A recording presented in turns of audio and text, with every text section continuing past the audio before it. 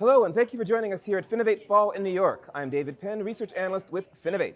Joining me is Rikard Bandebo. He is the Executive Vice President and Chief Product Officer with VantageScore. Thanks for joining us today. Thank you for having me. Fantastic. I thought to get us started, maybe you could tell us just a little bit about yourself and the work you do with VantageScore. I'm on the executive team at VantageScore, and I lead the product and analytics teams who are responsible for not just creating the new scores, but also for the new technologies and delivery methods that we're working on. Very interesting. Now, people have a general sense of credit scores and so forth, but I suspect they're curious about what sets VantageScore apart from others. Yeah, so with VantageScore 4, we went back to the drawing board in a ways to really look at what can we do to make these models much more accurate and inclusive. So as doing so, we started looking at different ways of looking at the data on the credit file. We began using what's called trended data, and we found in doing so, we were able to both improve the accuracy of the model significantly, and so it's probably one of the most accurate, if not the most accurate models, generic models that's widely adopted. Secondly, we also found that by using this type of data, we got much more consistent scores for consumers over time, because there's nothing quite as frustrating for consumers and lenders when their scores go up and down a lot over time, right? So this provides a much smoother transition throughout a consumer's history.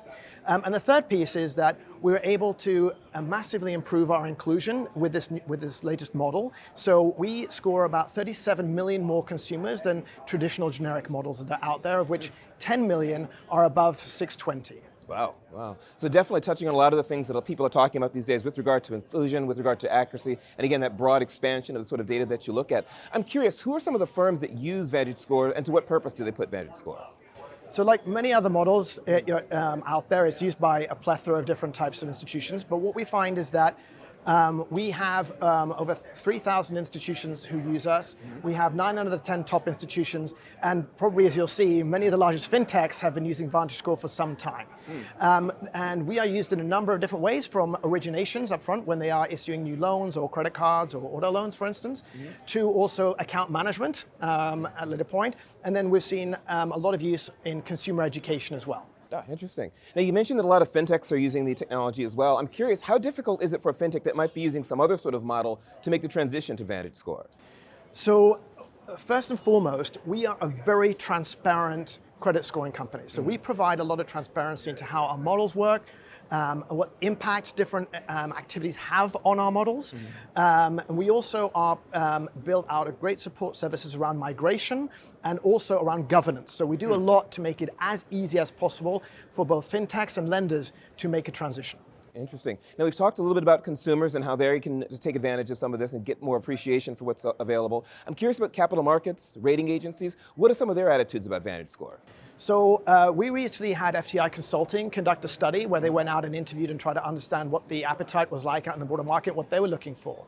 And one of the common feedback that they found was that, like other markets, they're looking for more competition, and they're looking for the best models that they can use to understand the impact of different types of consumers on risk. So we've actually seen, first of all, a big uptake in VantageScore being used in general, and we're seeing now a growing appetite in the securitization markets, and we've seen some very, very large lenders transition to now offering their securities based on VantageScore. Yeah, very, very interesting. Again, it's one of these areas that we're hearing so much about, some of the issues, again, with financial inclusion, the issues with alternative data and trying to find out more and more about sort of borrowers and things like that, creditworthiness. So it's really, really interesting to hear some of the things that VantageScore is bringing to the table these days. Thank you. Yes, great to have you. And thank you very much for joining us as well.